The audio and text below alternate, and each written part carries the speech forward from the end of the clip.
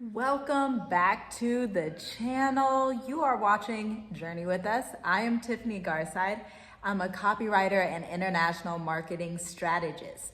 And as you can tell by the title, we are talking about something very, very juicy today. You know, I have to keep it real with you. Freelancing and being a business owner and starting a company online is not always butterflies and sprinkles, right? So today I want to tell you the downside to freelancing while you're abroad. Let's just get right into it. Go ahead and hit the like button, turn on post notifications, and subscribe if you haven't already, because we have an entire playlist devoted to this. By the way, we are a traveling digital nomad family currently in Dar es Salaam, Tanzania, East Africa, from Columbus, Ohio. We've been here for about a year and a half. And on this channel, we discuss our travels throughout Africa while creating a sustainable online business and using high-level marketing strategies to increase your business online or in person. So let's get right into it. First, so I have a few points here for you.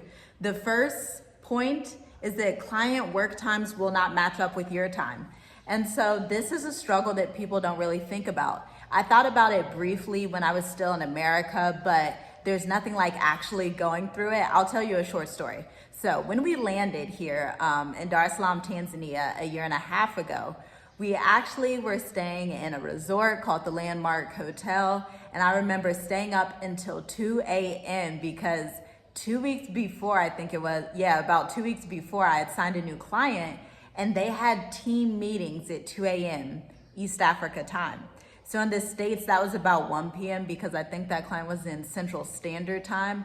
But this is something you may encounter. This is something that you probably will encounter if you're going to work abroad, whether you work a remote job or whether you're freelancing online. There will be meetings that happen to be late at night if you're in this time zone, depending on where you are in the world. I know some digital nomads are in Asia, some are in West Africa, some are in Europe. You know, wherever you are, the time zones will conflict. And so what I like to think about here is we obviously wanted to have a lifestyle of travel. It was our goal to move to Africa. And so I had to weigh, is waking up at 2 a.m. or not waking up? Is having a client meeting at 2 a.m. so bad rather than us being able to live our dreams? So it's like, okay, it's worth it to us, so we don't complain. But that is something that you will have to think about. Now let's go on to the next point. Feeling like you're on vacation. So if you can tell, I don't know how much you can see outside my window here, but the weather here is very nice. We're in a coastal city.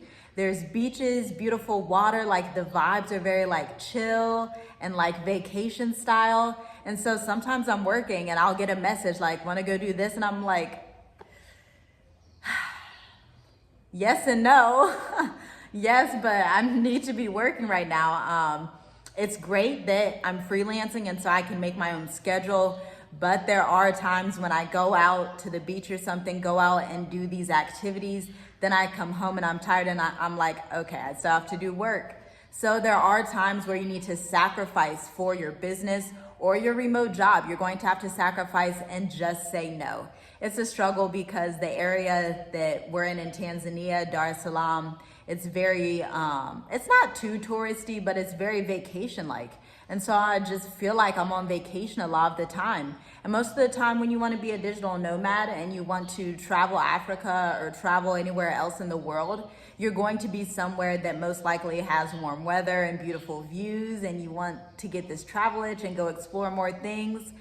But you have to remember you did not come here for vacation. You're a digital nomad. You have to get your work done.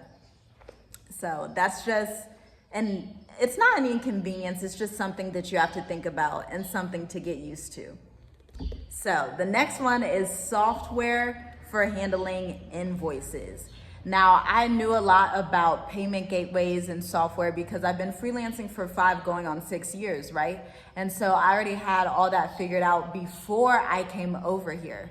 But a lot of people are only 2-3 years into freelancing, or maybe you're just starting to freelance and you're just learning how to actually create a brand online or a personal brand, or you're actually learning how to market your business online, right? So you don't know about payment gateways. What I use is an app called WAVE, Wave. Wave is a little bit more professional than PayPal, although you can use PayPal. In business, do not use Cash App. We don't do that. Business owners, just Cash App, it looks tacky. So let's just keep it professional and use like Wave or PayPal. The cool thing about Wave is that it kind of has some accounting software included, so you can see your monthly revenue, you can see your profits, you can see your profit margins, and you can get an idea of how your business is doing month to month to month. And then the other good thing about Wave versus PayPal is people can actually link their bank cards. So your clients, if you have repeat clients that pay month by month by month, they can automatically link their cards, and so that makes your freelance business kind of hassle-free. So check out Wave, WAVE.com, or check the link in the description box because that one is very helpful. Also, before you leave America, Europe, Canada, wherever you are coming from, start your account. Do not wait until the last minute, because a lot of these accounts require that you're in America to start it and get everything going, get your address, get anything they need to send to you. If they need to send you a debit card, whatever they're trying to send you, get all this stuff squared away before you start your digital nomad journey. Unless you plan on taking a trip back home, back to your origin country or the country that you came from. The next one is being diligent when others are having fun. And this really ties into what I was saying about vacation. But when you're in a new area, it's natural to see expats, it's natural to see other people, and it's natural to go out and talk to people. And you really, you don't have to be rude in the nicest way. You just have to say, I have to go do something. I have an appointment at this time that I can't reschedule. You still have to keep your professional, how do I want to word it? You still have to be your professional self. Even, if you're meeting people, even if you're supposed to be going to a meeting and then it ends up winding over, you're gonna have to cut it short so that you can still show up for your clients, right? Because without your clients, you don't really have a business. And so you can't sustain yourself. And so you have to treat your clients as gold. You have to treat your business as gold. People are paying you for a service. Act professional no matter what. And people that are around will always be around, and you can have fun at a later time, but you can't mess around on the clock too much and take up people's time when they're paying you. So stay diligent no matter what, and just focus, really. It can be hard to focus. I know you hear the birds in the background, but stay focused because people are paying you for a service. Now, the next one is work equipment might be difficult to ship or expensive.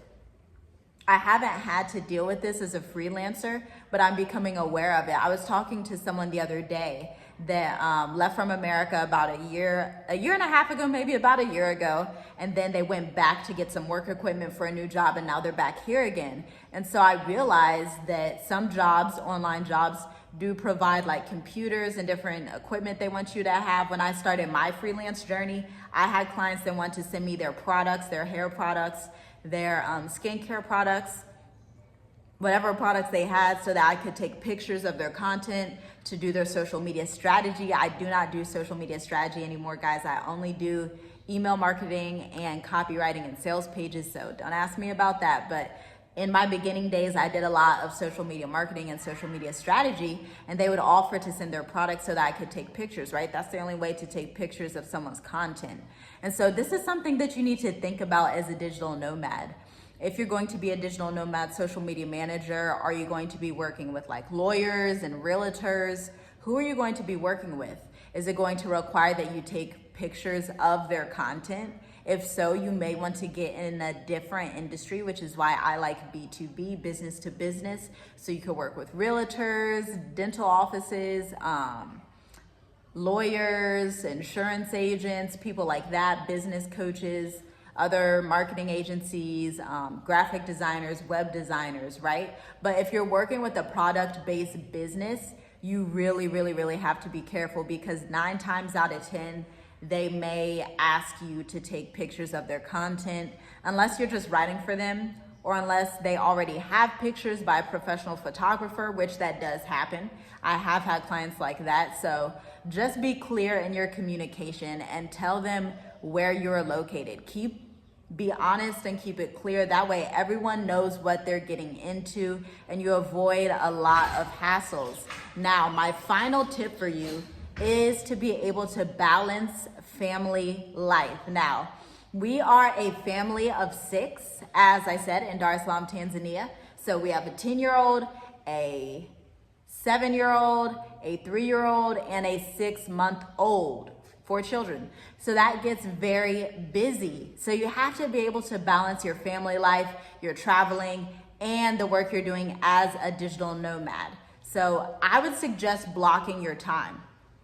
This is basically when you set an alarm or write time out in your calendar to devote to your children, to your spouse, to your work, to whatever you have going on, so that your time slots are clear, your boundaries are clear, and you do not let people get in the way of these things. You do not, because it will ruin your entire schedule, especially in a different country. Because when you're in a different country, people tend to have a different culture. A lot of countries aren't as quick and fast paced as America, Europe, and Canada. Like here in East Africa, it's pretty much like chill and like slow. So if you end up going out, you may think something could take 15 or 20 minutes in America, maybe even an hour, and you go out and do it here and you're gone all day, literally. So take these tips into consideration. Think about it. These are things that you have to consider when becoming a digital nomad. You can have success as a digital nomad, but you have to be aware of some of the consequences that can happen and some of the struggles that you may encounter. With all of that being said, I still love being a digital nomad, even when I have to wake up at 2 a.m. and do a call, even when I have to stay up to get on a coaching call or talk to a team member or anything like that. And so it's all right to be diligent. It's all right to do the things you have to do. Just be honest up front and aware. Now, before I end this video, I do want to tell you about the Write Your Way to Revenue workshop coming up for digital nomads in the making, for people who want to start a freelance business online, specifically with writing. The Write Your Way to Revenue group coaching. There will be 7 people included in the group coaching. The link is in the description box.